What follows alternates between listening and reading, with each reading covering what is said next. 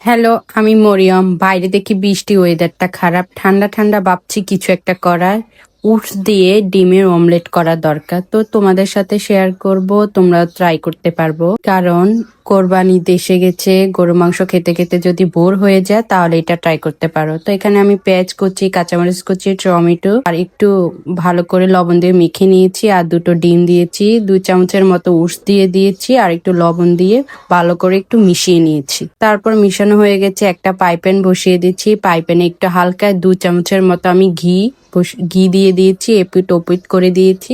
তারপর ডিমটা পুরোপুরি ভাবে দিয়ে দিয়েছি। তারপর এপুট ওপুট করে আমি একটু চিজ দিয়ে দিয়েছি, মোজারেলা চিজ দিচ্ছি। তো তোমরাও ট্রাই করতে পারো, অনেক মজা। এটা খেতে অনেক দুর্দান্ত, একদম মোগলাইয়ের মতো স্বাদ আসে। তো চিজগুলো একে একে সবগুলো দিয়ে দিয়েছি। এবার এপিট করে নিয়ে অনেক পিস করে কেটে নিয়েছি। আমরা সবাই মিলে একসাথে ঠান্ডা দিয়ে আবহাওয়ার মধ্যে খাবো। খেতে অনেক মজা ছিল। আর মিওনিজ টমেটো সস দিয়ে আমি মেখে মেখে খাচ্ছি। তাহলে বাই বাই, তোমরাও শেয়ার করতে পারো। আল্লাহ হাফেজ, ঈদ মোবারক।